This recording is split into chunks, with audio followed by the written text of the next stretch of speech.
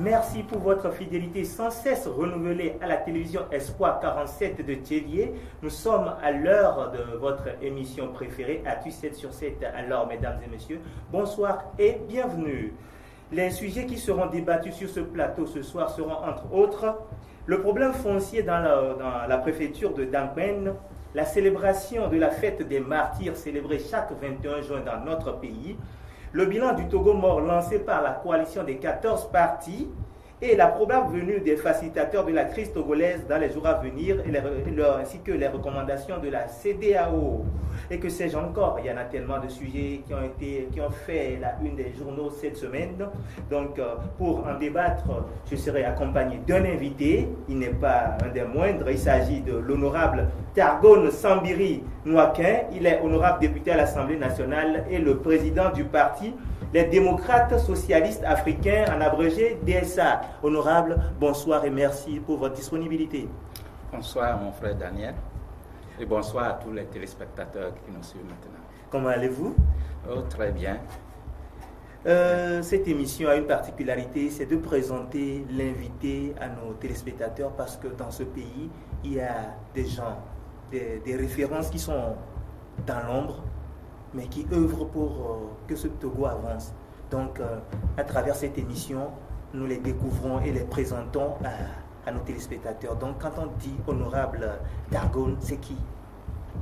L'honorable Targone, d'abord, merci beaucoup pour cette initiative. Et j'admire beaucoup ce que vous avez pu appeler Télé Espoir, parce que c'est vraiment l'espoir et l'avenir du pays. Merci. L'honorable Targone, je crois que je suis juriste de formation. J'ai enseigné au lycée Grinkouka, au collège Saint-Albert d'Atapamé,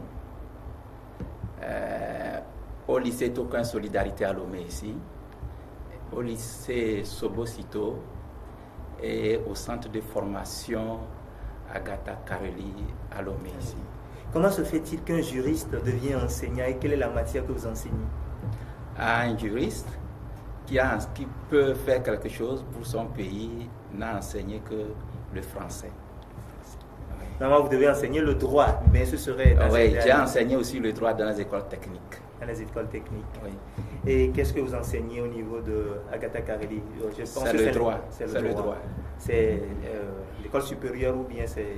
Oui, c'est combiné le BTS et le BT. Et parlant de votre enfance, ça s'est passé où, à Lomé ou bien à Dampwen, à Guérékoka? Oui, j'ai fait jusqu'à 12 ans, je crois, j'ai fait ça à Nandouta, c'est mon village natal. C'est dans la préfecture de Dampwen? Oui, dans la préfecture de Dampwen. À partir de 13 ans, je l'ai fait à Thiévier. Chez nous? Oui, à Thiévier. Et j'ai fait depuis la 6e jusqu'à 3e. Et j'ai fait aussi 2 ans au niveau de Tabligo. Et j'ai fait aussi 2 ans au niveau de lycée Pia. Vous avez presque parcouru le Togo. Oui, puisque j'étais avec un frère qui était de temps en temps affecté, c'était un enseignant aussi. Alors, je ne faisais que suivre son parcours. Et quels souvenirs gardez-vous de ces moments ou bien de cette période? C'est les moments qui m'ont amené à collaborer, à vivre avec des gens, à accepter tout le monde. Puisque j'étais à des endroits où personne ne pouvait me comprendre, où je ne comprenais même pas parfois la langue. Mais j'étais toujours accepté. Et cela m'a formé d'une façon d'être humble dans la vie et d'accepter tout le monde. J'ai vraiment vu qu'au Togo, vraiment, c'est un pays où on peut accepter tout le monde. Et ça m'a beaucoup marqué, surtout mon passage à Thiévier. Quand je quittais le village Nandouta, je ne comprenais pas du tout la langue. Trouver de l'eau, c'était difficile, mais dès que j'apparais au niveau de la fontaine publique, et qu'on me voit, on sait, en voyant des gens me baladent, que c'est un étranger, on dit, hey, Minet ici. Et c'est ça qui m'a vraiment marqué. Et tout de suite, on me met l'eau et je mets sur ma tête et je retourne. Parce qu'on sait que je ne peux pas discuter avec quelqu'un. Très intéressant. Est-ce que c'est fort de tous ces constats que vous avez décidé de faire la politique Ah oui, la politique, je crois qu'à un moment donné de la vie, ça s'impose. Ça dépend de ce que Dieu a tracé dans votre vie. Moi, j'étais professeur au lycée Krinkouka, c'est de là que ça a commencé. Et j'ai été approché par certains amis qui m'ont parlé d'un parti. D'abord, j'avais au premier abord milité dans un parti d'opposition, la Juventus. Oui, donc, à un moment donné, la Juventus faisait comme c'était un parti mort parce que ça ne vivait plus comme ça. Oui, avec la session du Girania Singeya Demba, voilà, ça fermé la page à ces partis traditionnels. Voilà. Alors, j'ai été approché par un frère qui m'a parlé d'un parti, le PDP. À ce moment-là, c'était en 2006. Et je m'étais aligné là-bas. Donc, en m'alignant en tant que secrétaire préfectoral de Dankwen, ça m'a amené à la politique. Et comment cela s'est fait que vous avez quitté le PDP pour maintenant arriver au DSA? Le PDP pour le DSA, je pense qu'il y a des enjeux dans la vie de tout le monde. Il y a des options, il y a des visions. Quand vous avez une vision, je pense qu'en m'engageant dans la politique, je ne dois pas m'engager comme quelqu'un qui ne sait pas ce qu'il cherche. C'est parce que j'ai eu une vision et dans cette vision, je m'étais inscrit dans le PDP tout en espérant que cette vision pouvait s'accomplir. À partir du moment où j'ai constaté que la vision ne pouvait pas s'accomplir avec le parti, j'ai décidé de me mettre à l'écart et de les laisser continuer, mais de poursuivre cette vision toujours. Et dans cette vision, vous avez mis en place... Oui, elle s'inscrit dans le DSA. Et comment le DSA, ou bien les DSA, les démocrates socialistes africains. Comment le parti est-il né? Oui, le parti est né le 23 novembre 2016. On fait déjà un an quelque chose. Félicitations. Et le parti s'est inscrit immédiatement dans la ligne. Dans la ligne, c'est-à-dire d'abord dans CAP 2015 pour aller aux élections en 2015. Et je pense que, quand je dis ça, c'est parce qu'à partir de 2015, je m'étais déjà déconnecté du... Vous êtes mis en retrait par rapport au PDP. Au PDP. Et après, donc, dès que le parti est né, à partir de 2016, on s'est inscrit dans CAP 2015, puis ensuite dans la coalition des 14 partis actuellement qui est en train de mener la lutte. Est-ce que la scission a été un peu brutale ou bien comment avez-vous déposé le tablier au niveau du PDP? Je crois qu'on n'a pas fait grand but, sinon les gens allaient entendre beaucoup de choses. On n'en a pas fait ainsi parce qu'on s'est vraiment compris. On a compris que les enjeux étaient finalement différents puisque nous, à un moment donné, nous pensions qu'il fallait continuer la lutte démocratique en étant aux côtés des forces démocratiques. Les enjeux des élections 2015 a fait en sorte que notre président, à un moment donné, en quelque sorte, selon ce que lui-même nous a présenté, battait le retrait parce que, nous, on a trouvé que ça ne pouvait pas être le cas de nous tous. Nous qui nous sentions qu'on pouvait continuer la lutte aux côtés des forces démocratiques, il fallait qu'on se mette à l'écart. Et c'est plus tard que nous avons eu l'idée de formaliser cela par la mise en place d'un parti politique. Parce que je crois que nous qui nous sommes mis à l'écart des forces démocratiques, on faisait au moins les 80% du PDP. Le PDP maintenant est devenu un parti vide de son contenu. Je ne le dis pas, c'est pas ce qu'il fait actuellement pour renflouer le parti. Peut-être nous en partant, la nature a horreur du vide, d'autres sont allés remplacer. C'est ce que je crois. Et sous quelle étiquette vous êtes à l'Assemblée nationale? Maintenant, je suis dans le groupe parlementaire ANC. Parce que dès que la décision a été prise d'aller avec CAP 2015. Nous avons accepté, j'ai accepté me mettre dans le groupe parlementaire ANC pour continuer les travaux parlementaires avec eux au niveau de l'Assemblée nationale pour appuyer nos actions. C'est normal. Quels sont maintenant les objectifs de votre parti? Les démocrates socialistes africains, c'est un parti panafricain, mais d'obédience socialiste. Et nous pensons que les valeurs que sont l'égalité, la justice, la solidarité entre les peuples africains d'abord, c'est très nécessaire pour l'avenir de notre continent.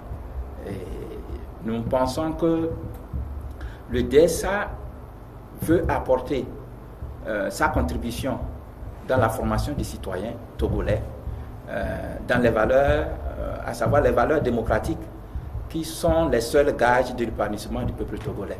C'est ce que le DSA pense, que sans démocratie, le Togo ne peut pas s'épanouir. Et c'est pour cela que nous nous battons depuis, pour faire en sorte que les valeurs démocratiques, que la justice s'établisse dans notre pays. Vous aurez certainement des visions. Certainement, mais bien sûr, comme tout parti politique, c'est la conquête du pouvoir. Mais nous sommes là, nous nous battons et nous pensons que le peuple togolais, dès que le peuple togolais nous fera confiance et que cela nous sera témoigné, nous ferons ce qu'il y a lieu de faire pour porter les valeurs que ce peuple a besoin pour son avenir. Pour l'image, si on pouvait revoir encore l'image, il est inscrit « Restaurer un Togo démocratique, libre, juste et respectueux des droits de l'homme pour un meilleur vivre ensemble ». Comment comptez-vous y parvenir? Un meilleur vivre ensemble, c'est le fait de créer un État paisible, un État respectueux de la dignité. Il y a la paix au Togo. Oui, mais on le dit comme ça. Vous savez qu'au Togo, si vous dites il y a la paix, moi je peux vous contredire en disant que le peuple togolais souffre. Il suffit d'aller dans les hôpitaux, il suffit d'écouter le côté syndical pour comprendre que c'est la grogne partout. Et le Togo, on ne peut pas dire qu'on a la paix quand on a faim ou bien donc, quand on meurt de maladie. La paix, ce n'est pas seulement l'absence de guerre. Ah non, c'est pas on ne tue pas seulement c'est pas en tuant avec l'arme qu'on dit qu'il y a la guerre. Si quelqu'un vous affame et que vous mourrez, on vous met dans une chambre, on ne vous donne pas mais vous mourrez. On vous empêche de vous soigner, on vous empêche d'être libre et vous mourrez. C'est la même guerre. On n'a pas besoin de vous tirer sur vous avec le fusil pour vous tuer. Il y a tous les moyens pour mener l'homme à la misère et à la mort. Et je pense que ça doit se faire compter. Il faut que l'homme le comprenne très bien. Ce n'est pas ça la paix. La paix, quand on vous empêche de vivre, ce n'est pas d'autres moyens. Il faut vraiment le savoir. Je vous ai coupé la parole entre-temps. Vous parlez de votre slogan « Restaurer un Togo démocratique, libre, juste et respectueux de la dignité humaine ». Et je pense que pour ça, c'est ça même la base et le fondement de DSA, parce que c'est un parti proche du peuple et nous pensons que le peuple doit être au devant de tout. Le peuple togolais, le peuple doit être au devant de tout, parce que si nous parlons de la démocratie, c'est le gouvernement du peuple et par le peuple et pour le peuple. Les institutions doivent servir le peuple. Est-ce qu'aujourd'hui les institutions ne servent pas le peuple? Quand nous parlons dans notre plateforme revendicative de déverrouillage des institutions, ce n'est pas un vain mot. Ça veut dire que les institutions ne sont pas au service du peuple. Vous prenez la justice, vous prenez que ce soit la cour, toutes les institutions. On a comme au Togo qu'il n'y a qu'une seule institution, l'exécutif. Et c'est ça qui n'est pas bon. Mais dans cette logique, vous aussi, vous avez failli parce que vous faites partie d'un des pouvoirs, le pouvoir législatif. Et si vous pensez que c'est l'exécutif seul qui marche, donc c'est que vous n'avez pas rempli le mandat que le peuple vous a donné en étant député. Là, il ne s'agit pas de dire que nous ne faisons pas ce qu'il faut faire. Nous nous battons, mais cela ne peut pas se faire voir. Là où il y a à critiquer, si vous prenez les lois, là où nous pensons que c'est des lois liberticides, nous les rejetons. Et c'est notre façon de se battre. C'est tous les moyens, et c'est les moyens qui nous sont offerts au niveau de l'Assemblée pour nous exprimer. Et si vous allez là-bas, vous allez voir vraiment qu'on s'exprime libre, on s'exprime et nous montrons que là où nous ne sentons pas le bien-être de la population, nous nous opposons à ces lois. Et nous désherpons, oui, bien sûr, si c'est là que nous trouvons la meilleure façon de quitter l'Assemblée, nous sortons. Mais le peuple pense que le boycott n'est pas la meilleure des voies. Oui, mais le peuple togolais aussi a son droit de citer. Si vous avez des représentants et que vous vous rendez compte que les représentants n'arrivent pas, il y a certains problèmes, c'est sûr que nous sommes des mandataires, il y a certains problèmes qui les font obstacle, il faut que le peuple aussi s'exprime. Parce que si on voit quelqu'un à une mission et tu trouves que par rapport à chose, je ne sais pas comment tu peux appeler, au mandat que tu lui auras donné, le contenu du mandat. C'est pas respecté? Oui, donc là, tu peux aussi te mettre, ça dit que ça n'arrive pas à répondre à ce que tu veux, tu peux aussi te mettre à voir comment tu peux régler le problème. Et quelquefois, il faut que le peuple même se lève pour trancher pour donner des solutions à certains problèmes.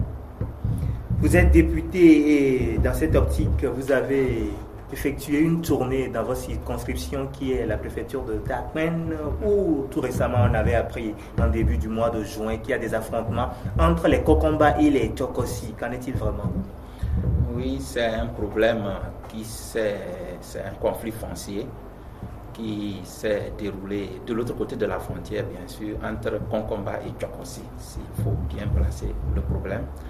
Et bon, ce que nous on a eu au Togo ici, c'est que ces populations qui se sont affrontées là-bas se sont déversées, puisque c'est des populations qui sont de chaque côté donc c'est l'effet de la colonisation. Voilà. Donc ce sont des peuples frontaliers. Voilà. Et donc ces populations sont retournées vers les leurs qui sont de l'autre côté du Togo. Du Togo. Ah. Oui. Donc la scène se passait au Ghana. Et les gens sont déversés au Togo. Au Togo. Donc c'est les réfugiés là qui sont arrivés. Et c'est là que nous, on a pris le soin de les accueillir. Donc c'est vrai, partout, les conflits fonciers sont partout. Mais aujourd'hui, je pense qu'au niveau du Togo, il y a aussi ce problème qui se trouve là-bas, entre toujours les Kokomba et les Tchokosi. Mais seulement, le problème est porté au niveau de la justice. Et ils font tout pour faire en sorte que la justice puisse trancher le problème. Ça, du côté du Ghana, le problème aussi a duré.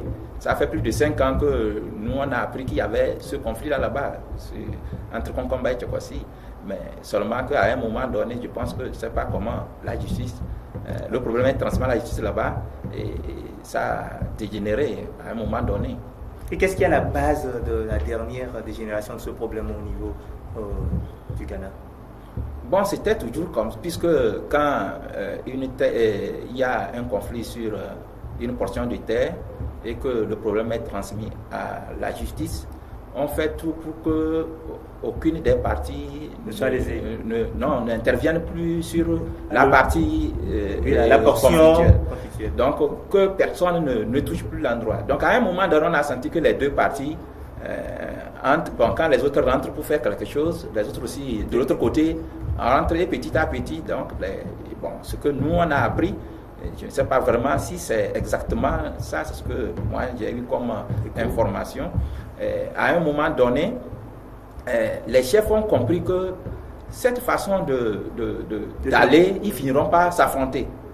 Donc il y a eu, le chef Tchokosi a pensé qu'il fallait envoyer une délégation du côté Kokomba pour essayer de voir comment régler le problème. Donc les trois personnalités étaient allées. Et donc arrivé du côté Kokomba, le chef aussi a estimé que comme c'est le chef Tchokosi qui a eu l'initiative, il préfère que le problème soit réglé à son niveau, qu'il trouve la solution adéquate, et que s'il trouve un terrain d'entente, il pourrait retirer la plainte qui est au niveau de la justice et régler leur problème. Parce que ça fait longtemps que le problème perdure. Alors, c'est ce que Mandi a appris. Alors, le chef Konkamba a envoyé une délégation aussi de 12 personnes qui devaient se transporter chez le chef Tchokossi. Bon, le problème est qu'il y a des gens qui sont mécontents de cette façon de résoudre le problème. Donc, c'est eux qui ont créé le problème. Et donc, ceux qui n'étaient pas du tout d'accord que le problème soit réglé de la sorte du côté Tchokossi, donc ont posé une embuscade à toute la délégation et c'est là que ça s'est dégénéré. C'est grave. Et c'est ça. Donc, ils se sont attaqués à la délégation des Konkamba et choses qui arrivaient en territoire Tchokossi. Et voilà, ça s'est explosé. C'est malsain de leur part. Et quelle est la situation actuelle? Oui, nous avons eu beaucoup de réfugiés et c'est très catastrophique, c'est vraiment dramatique. Actuellement, quand même, il y a des organisations caritatives qui interviennent dans le milieu pour appuyer un peu. Sinon, au début, c'était vraiment lamentable parce que des gens fuient nuitamment, et sans chaussures, avec des enfants. Des gens sont arrivés, ils n'ont que le seul habit. Ils ont fait une semaine avec le seul habit. Ils n'arrivaient pas à supporter. Et il faut encore manger. Les gens sont déversés dans des familles. Vous comprenez, à l'heure actuelle, au niveau de la prophétie, c'est le temps de la disette puisqu'on a commencé la culture. Et c'est ça. Et c'est ça même qui a créé le problème parce que c'est le temps des travaux champêtres. Chacun cherchait à avoir des portions. C'est ça qui a créé le problème de l'autre côté. Donc ils sont arrivés au moment des cultures. Vous voyez, ça pesait très lourd sur les familles d'accueil. Et je pense qu'on a lancé un cri d'alarme. Bon, et je pense que beaucoup d'organisations sont en train de faire des efforts pour appuyer ces réfugiés. Est-ce que notre gouvernement aussi a mis la main à la pâte? Je crois qu'ils ont mis la main à la pâte parce qu'il y a des missions gouvernementales qui sont allées sur le terrain pour constater la présence de ces réfugiés.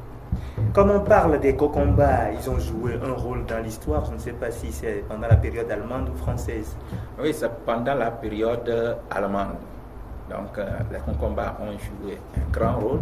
C'est un peuple aussi c'est un peuple qui depuis, en tout cas, pour parler, c'est un peuple qui aime la liberté. La justice, c'est cela. Donc, dès que les Allemands sont arrivés, ils ont érigé des camps en pays Konkamba. 5 camps ont été tous démolis parce que à cause des travaux forcés, les Konkamba n'ont jamais accepté. Et il y a des milliers de morts. Il y a le site de Ibobo qui représente où j'étais même allé avec l'ambassadeur allemand constater, et lui il a été surpris de cette forteresse qui avait été érigée là-bas. Et il a constaté ça. Et il y avait des milliers de morts le jour où ils ont attaqué le camp. Parce qu'à chaque fois on les prenait pour des travaux forcés et à un moment donné ils ont dit niet, ça suffit parce qu'ils ont leur truc à faire et qu'ils ne peuvent pas se laisser soumettre. Ils ont attaqué le camp alors que les Allemands étaient armés de fusils modernes, ils n'avaient que leurs flèches et ça a fait, mais quand même ils ont fini par démolir le camp. Donc il y a une témérité.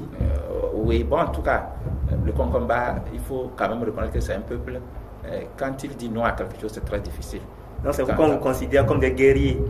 Oui, c'est pour cela, parce que de toutes les façons, quand il décide, vous voyez que le Konkamba se lève pour dire qu'il va en guerre, vous allez voir que il supprime tout ce qu'il a, que ce soit son plat, parfois il brise ça avant de partir, parce qu'il sait qu'il ne va pas revenir. Si tu rentres dans le feu, il te tuera dans ce feu.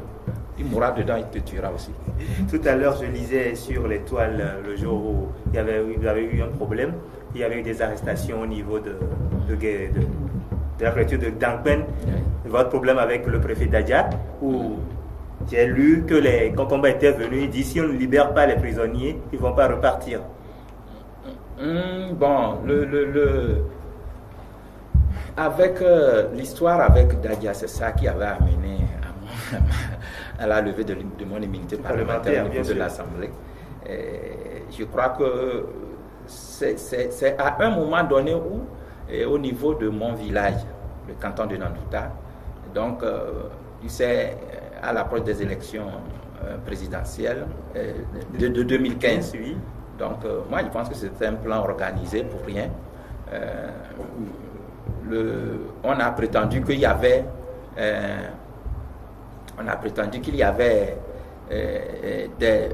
les membres du bureau du parti PDP qui étaient installés dans mon canton là-bas, qui menaçaient le chef.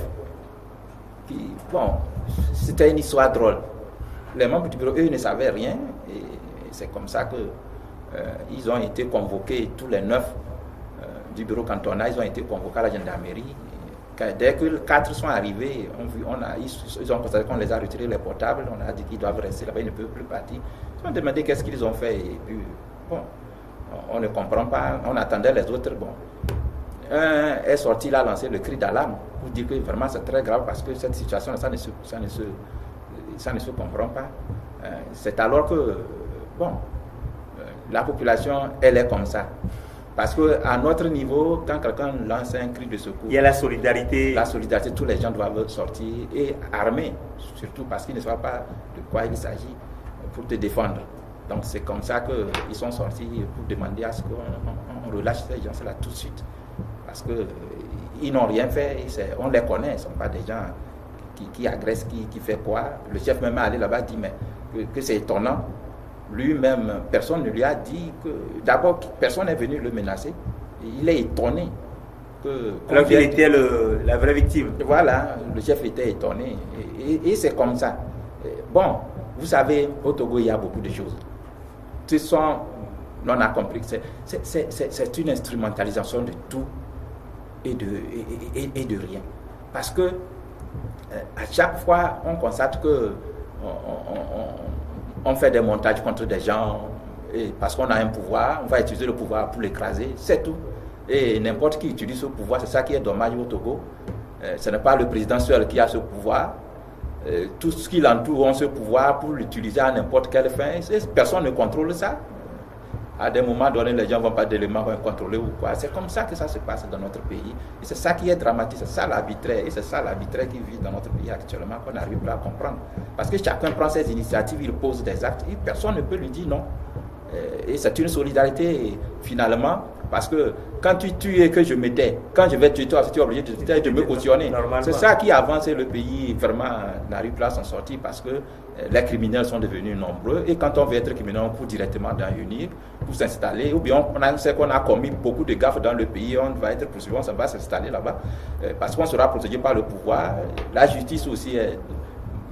Bon, ce n'est pas trop vérifié, il ne faut pas dire que tous les militants de l'UNIR sont des noms, il y a des non, bien sûr, je dis certains, ceux qui savent qu'ils ont ces problèmes, mais il y a des gens dans l'UNIR qui sont honnêtes, qui sont d'honnêteté intellectuelle, qui savent ce qu'ils cherchent et qui pensent qu'ils veulent un parti pour le bien des Togolais.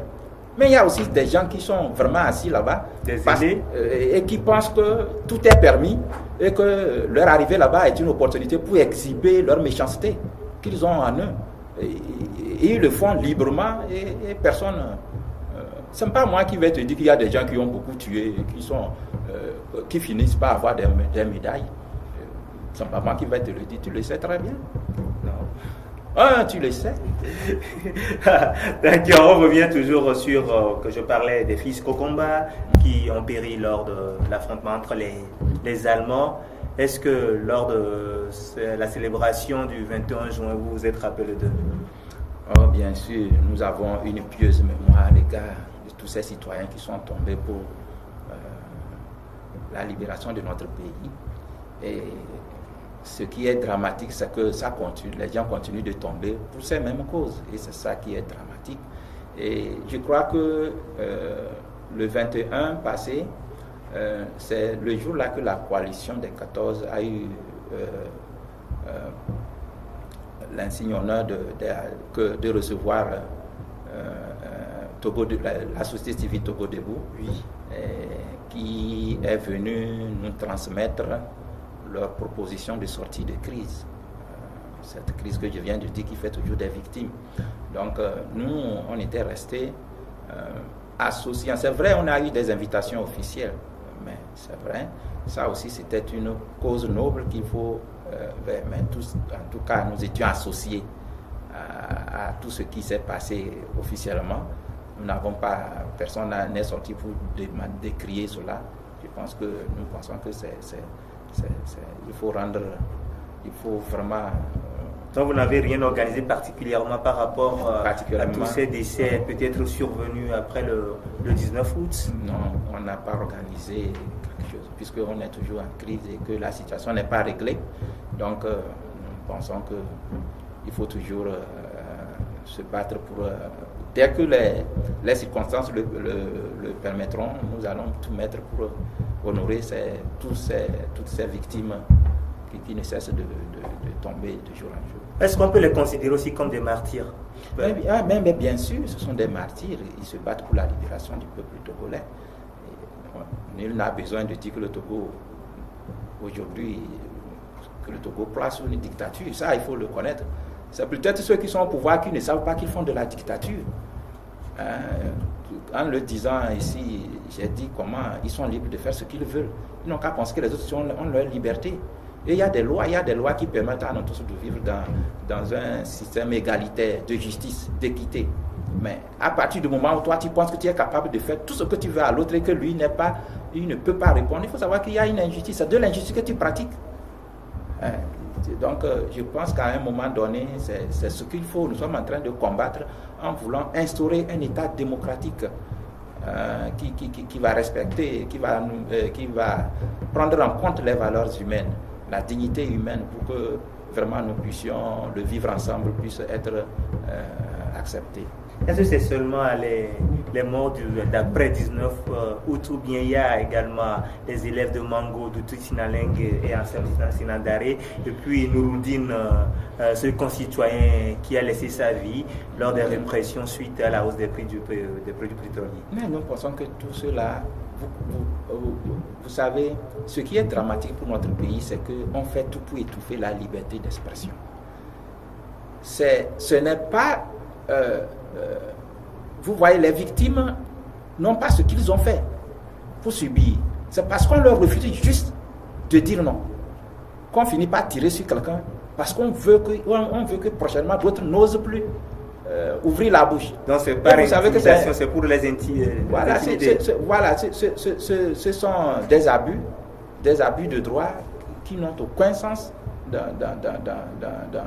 notre législation. Et il faut vraiment faire attention, parce que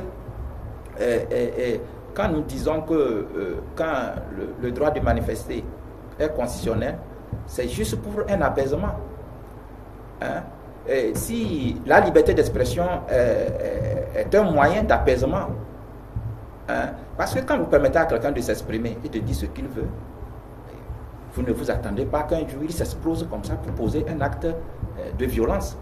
Parlant de la liberté d'expression, Afrobaromètre a encore sorti des résultats cette semaine en disant que il n'y a pas ce fait, c'est pas réel, c'est pas trop réel. Il y a le Togo qui est en recul par rapport à ce droit. Oui, c'est évident, ça ne peut qu'être comme ça. Et vu que ces temps de crise, on fait tout pour étouffer tout, ça ne peut que... Les villes sont en état de siège comme ça. Ça n'a pas de sens. Les soldats, les militaires que nous avons dans notre pays, c'est pour nous protéger. Ils ne peuvent pas devenir quelque chose pour nous étouffer finalement. Ils n'ont pas dit le contraire, ils sont là pour la protection des... Non, ce qu'ils font, ce n'est pas ça.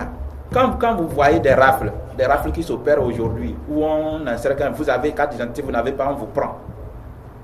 Mais c'est quel droit qui autorise ça? Si des choses, imaginez les États et les villes de Mango, de Bafilo, des choses qui sont en état de siège.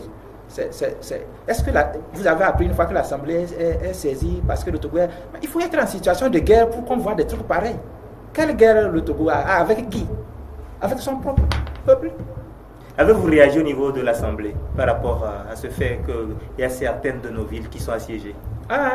Vous voyez, au niveau de l'Assemblée, il y a des questions d'actualité et tout, et ça passe par une procédure. D'abord, c'est validé par la présidence de la conférence des présidents avant que ça ne passe.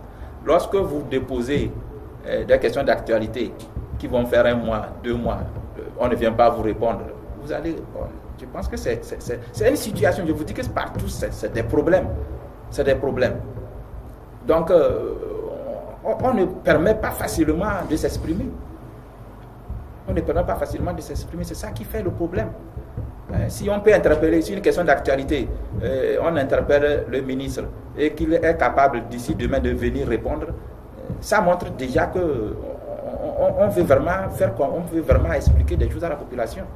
Mais quand vous déposez pour des questions d'actualité, c'est quand le sujet s'épuise, qu'on oublie que parfois le ministre se présente au moment où les gens n'ont plus intérêt et il vous dit d'abord tout ce qu'il veut, pas ce que vous attendez. Comment tout ce qu'il veut. Oh, vraiment, ça dit que des réponses comme on avait envie de cacher quelque chose, tout est opaque. On vous donne des réponses qui ne vous permettent pas d'avoir des détails sur quelque chose. Et on vous dit que c'est ça la réponse. Et vous le donne comme si... après tout, vous vous rendez compte que s'il n'était pas venu, c'est mieux. Puisque finalement, vous n'avez rien compris. Et vous n'avez pas la prérogative d'aller au fond, de le questionner jusqu'à ce que la vérité s'en sorte. Bon, nos limites s'arrêtent à ce qu'ils viennent nous répondre. Mais quand ils vous donnent des réponses qui ne sont pas satisfaisantes et que vous dites que vous n'êtes pas satisfait et qu'il hausse les épaules, vous dites que c'est ce qu'il a comme information, vous ne pouvez pas faire autrement, vous n'allez pas l'attraper et lui dire de recommencer. Donc c'est comme ça que ça se fait. Et c'est ça que nous remarquons et c'est un peu embêtant même de penser que toutes ces procédures qui sont installées visent vraiment à permettre aux citoyens de pouvoir s'expliquer. Vous savez, les travaux à l'Assemblée pouvaient être des travaux, c'est directement dans d'autres pays. Quand vous êtes en plénière, tout est transmis directement. Mais chez nous-mêmes, juste pour que les gens puissent entendre ce que vous dites, ça ne passe pas.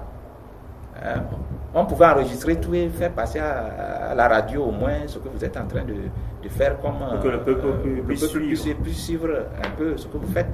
Mais le peuple n'en sait rien et puis après tout vous apparaissez, vous dites que vous voulez être élu. C'est au Togo, la démocratie souffre beaucoup. Et c'est par rapport à cette souffrance de la démocratie que vous avez lancé un Togo mort ce lundi. Quel bilan peut-on faire? Je pense que la coalition est satisfaite de ce bilan, des résultats que nous avons eus, mais tout est perfectible. Nous pensons que c'est une première et nous allons toujours chercher à améliorer. Parce qu'il s'agit de défendre un droit. Et nous pensons que tous les moyens sont bons pour que notre droit soit défendu.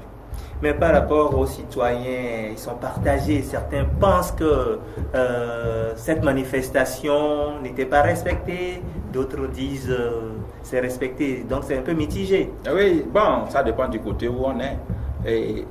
Mais s'il faut honnêtement parler, il faut comprendre que le citoyen togolais se bat beaucoup, fait beaucoup de sacrifices pour la lutte pour sa liberté. Et moi, j'étais surpris. Si le jour-là, vous allez au grand marché, c'est là-bas que toutes les choses, vous allez voir que rien, tout était fermé. Quel était même l'objectif visé en appelant à une journée Togo mort? Mais c'était juste pour dénoncer le simple fait de nous interdire des manifestations, le simple fait de continuer à arrêter des gens, le simple fait d'organiser des rafles, le simple fait de toujours laisser les villes en état de siège. Qu'est-ce que ces villes ont fait? Je pense que c'est le même quotidien. Donc il n'y a pas un aspect économique, vous n'avez pas visé un aspect économique, empêcher un peu l'économie d'avancer? Oh, ça ne peut pas être l'esprit de la coalition. Ça ne peut pas être l'esprit de la coalition. Mais vous savez, traditionnellement on dit quand tu joues un tam-tam auprès d'un sourd, il ne va jamais entendre. Voilà. Mais si tu ne fais pas un geste pour lui cogner sur la tête, il ne saura pas que tu fais. Effectivement. Bon, de toutes les façons, c'était une manière de faire comprendre que si on ne veut pas nous laisser manifester tranquillement, il y aura des dégâts. Parce que c'est un droit. Nous faisons tout ça là juste pour que nos droits soient respectés, c'est tout. À part ça, mais on ne peut pas nous souhaiter que les Togolais souffrent. Non. Au contraire, la lutte que nous menons, si la lutte aboutit, les Togolais verront l'impact qu'ils auront par rapport au passé. Je pense que tout le monde, ils le savent. Les citoyens le savent. Donc vous êtes encore prêt à lancer la même opération les jours à venir? Au cas où bien sûr, à condition qu'on nous laisse la liberté tel que la Constitution nous permet de faire ce que nous puissions manifester librement. Dans le cas contraire, nous utiliserons tous les moyens pour que ce droit soit respecté. L'argument brandi par le ministre de la décentralisation, c'est qu'il y a un dialogue en cours et ce dialogue, dans les règlements, vous êtes dit que vous n'allez plus faire les manifestations de rue. C'est le ministre qui l'a interprété à sa façon. Le ministre sait que le droit de manifester c'est un droit constitutionnel. Ça ne peut, et d'ailleurs même, si dans les principes même, les manifestations, c'est l'arme unique de l'opposition. C'est ce que la Constitution nous offre. Qu'est-ce qu'on a pu conclure de concret pour que l'opposition pense que ça suffisait pour ne plus manifester? Nous avions dit qu'on devrait obtempérer pour laisser le dialogue se dérouler. Mais quand le dialogue ne se déroule pas, on fait quoi? Vous attendez? On attend. On attend quoi?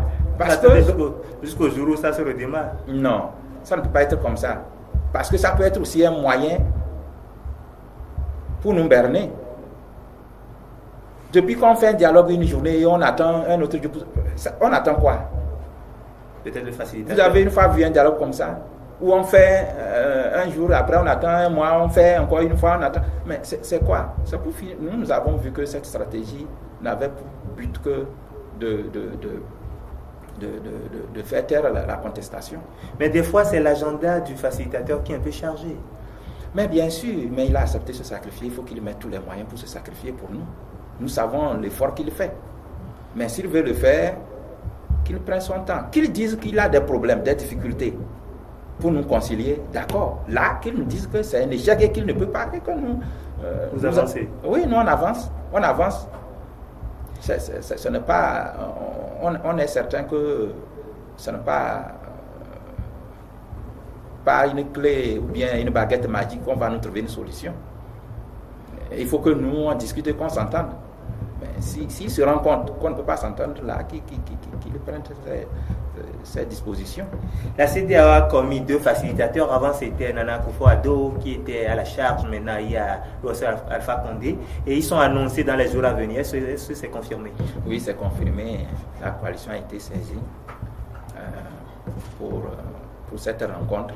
Et nous attendons le 27 pour encore discuter. De toutes les façons. Le 27 de ce mois? Oui. Je pense que c'est les médiateurs qui détiennent la feuille de route des discussions. Nous ne savons pas comment ça va se dérouler. C'est eux qui nous diront, voilà, nous pensons que c'est comme ça, c'est comme ça. Et la manière dont il faudrait que les rencontres se fassent, nous sommes prêts, on attend. Mais cette semaine, ou bien depuis quelque temps, il y a des recommandations qui spéculent il y a 2 voies proposées à l'actuel chef de l'État, soit lui-même il annonce au peuple sa démission, ou l'autre une organisation parallèle avec les organismes internationaux. Est-ce que c'est vrai ou bien ce sont des spéculations? Mais bon, de toutes les façons, nous pensons que ce sont des spéculations à partir du moment où ce n'est pas discuté. Les protagonistes même de la crise n'ont pas pu discuter clairement sur des questions. Nous pensons que c'est vrai, la CEDEAO peut avoir ses recommandations par rapport à ce qu'ils connaissent du problème. Pour régler le problème, ils peuvent avoir leurs recommandations. Mais quand nous, on n'a pas encore été saisis pour ça, je pense que nous devons émettre des réserves à tout cela et attendre le moment où les vraies solutions vont sortir pour vraiment nous prononcer. Au cas où ça s'avérait, quelle sera l'attitude de la C14? Bon, nous pensons que la volonté du peuple doit être respectée. La CEDEAO doit vraiment le comprendre. Le Togo ne peut pas être un cas atypique où les valeurs démocratiques vont être bafouées. Si la CEDEAO nous propose des solutions qui ne nous amènent pas à la gouvernance démocratique, mais je pense que nous, on aura à leur dire cela. Tout ce que nous espérons, c'est qu'ils mettent tous leurs moyens pour que la démocratie, l'alternance puisse arriver dans notre pays. Et nous savons comment cette alternance a été mise en cause.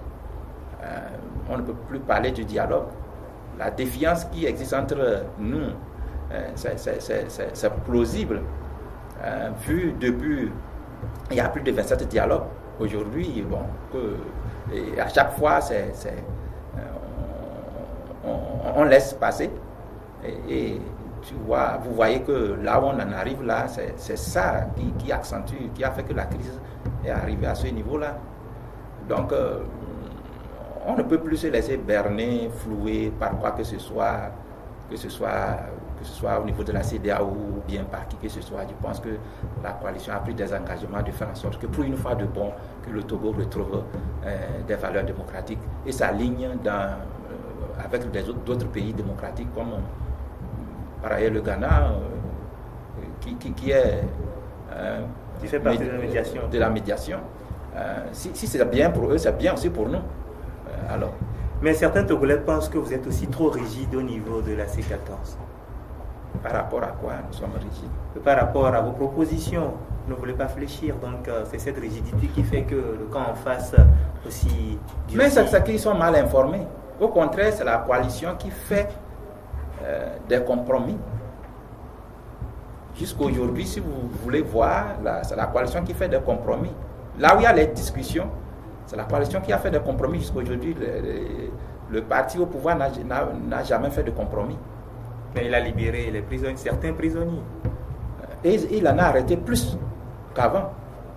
Il ne faut pas parler de... Parce que cette façon de faire, nous le savons. Il faut que nous soyons sincères dans ce que nous voulons faire. Et si nous avons décidé une fois de bon de mettre quelque chose de bon pour le pays, je pense qu'on doit jouer un jeu franc. Dès que le facilitateur est intervenu pour qu'il y ait des libérations, c'était juste pour qu'il y ait un apaisement. Mais dès que nous avons continué les choses, il y a des gens, ceux qu'on en a arrêtés dépassent encore ceux qui étaient en prison avant que nous ne demandions leur libération. C'est un constat. Donc il ne faut pas penser que le gouvernement fait quelque chose de franc jeu. Et nous, quand on dit que nous sommes rigides, par rapport à quoi? Parce que nous avons demandé qu'il y ait une alternance dans le pays, parce que nous avons dénoncé le simple fait qu'on nous a berné jusqu'à aujourd'hui. Si vous savez que depuis 2005, quand il faut parler des engagements pris par Yadema qui n'ont jamais été respectés, et le fils arrive, et vous pensez, quand le fils était arrivé, les gens avaient pensé que c'était vraiment un espoir l'espoir était arrivé, que tout se passe. Mais malheureusement, son arrivée, avec toute cette cacophonie de la manière de faire, on a mis c'était presque un coup d'État, de la façon dont il est venu. Plus tard, il a fait semblant de comprendre et on est en arrivé à ce que les élections se passent. Mais à la suite de ces élections, qu'est-ce qui s'est passé? Il y a plus de 500 morts. 500 morts, c'est du sang des Togolais qui sont versés. Et pourquoi? Juste parce qu'on veut coûte que coûte gagner, parce qu'on veut coûte que coûte être président. Après ça, on est arrivé à l'APG. L'APG, c'était pourquoi? Pour un apaisement, faire en sorte que tout ce problème-là s'arrête là-bas. Mais telle n'a pas été notre surprise. Et les gens pensent que l'APG a été plombée par même les gens de l'opposition. Non, il ne faut pas jouer. Parce que si moi, je sais que j'ai commis un crime, c'est à moi d'effacer le crime. Quel que soit le jeu que l'opposition fait, c'est le parti au pouvoir qui a posé des problèmes qui compliquent, qui met le Togo en difficulté. Parce que parce que si chaque Togolais, parce que chaque Togolais veut se venger, ça ne peut pas aller. Jamais. Alors, si on a trouvé que vous avez tant tué et que vous avez accepté régler le problème en signant des accords, et c'est ces accords qui vont apaiser des gens, et vous êtes sincère que vous avez vraiment fait du mal, mais c'est à eux de faire tout pour mettre ça en œuvre au lieu de dire que c'est d'autres qui font. Qui peut empêcher à force de dire j'ai limité? Si après les accords de 2006, il a dit j'ai limité le mandat, il sait qu'aujourd'hui il ne sera pas au pouvoir.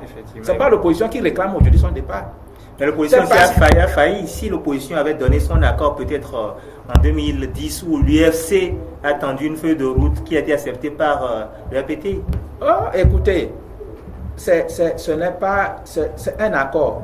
Quel accord a été respecté dans ce pays? C'est l'UFC qui ferait un accord qui va être respecté. C'est la défiance qui existe entre les partis qui a fait que d'autres ont trouvé que c'était inutile. Hein? On n'a jamais... Bon, l'APG était là. Quel était encore cet accord-là? Parce que rien n'empêchait de dire on a limité le mandat. Nous, on est à l'Assemblée nationale, on nous a amené le projet de loi du gouvernement qui portait cette limitation et tout. Mais tel n'a pas été notre surprise. Dès que nous sommes allés au vote, les gens du NU ont refusé de voter. Et vous voulez exclure leur champion?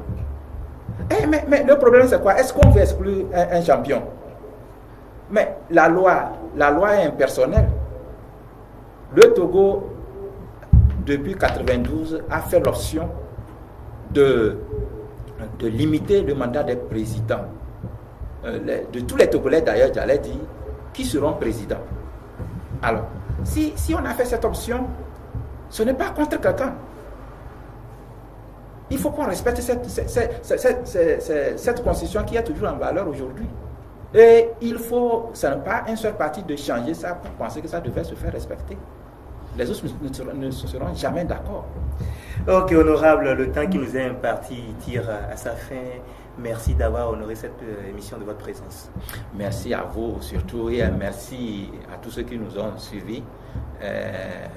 Je pense que vraiment votre télévision, c'est une télévision d'espoir. Et je pense qu'à l'avenir, nous pourrons toujours être ensemble. Merci beaucoup. Merci aussi à toute l'équipe qui m'a aidé dans la présentation, dans la réalisation et dans la mise en onde de ce magazine. Quant à vous, chers téléspectateurs, je vous dis au revoir et à la semaine prochaine. Merci. Merci.